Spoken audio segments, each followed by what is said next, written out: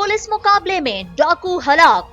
घोटकी के थाना ओबाड़ा की हुदूद में अपने ही साथी की गोली लगने से डाकू हलाक। तफसीलात जानते हैं हम हमारे नुमाइंदे गुलाम सरवर से। जी गुलाम सरवर, हमें तफसीलात से आगाह कीजिएगा। जी उबाड़ो से आपको आगाह करते हैं कि उबाड़ो थाने की हदूद में पुलिस का गश्त दौरान वारदात के इरादे से घात लगाए खड़े मुलजमान के साथ मुकाबला। एक डाकू अपने साथी की गोली लगने से हलाक।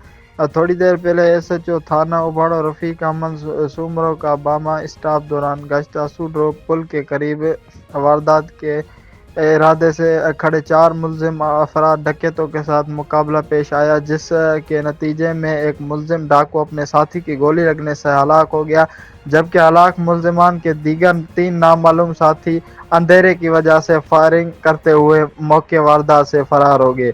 पुलिस मुकाबले में हलाक होने वाले मुलजिम को पोस्टमार्टम के लिए सोल हॉस्पिटल उबाड़ो मुंतकिल कर दिया।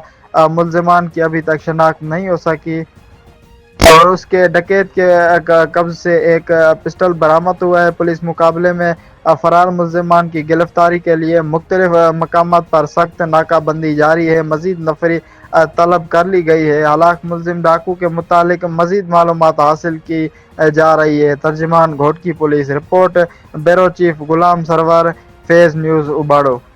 बहुत शुक्रिया गुलाम सरवर, हमें तफसीलात से आगाह करने के लिए।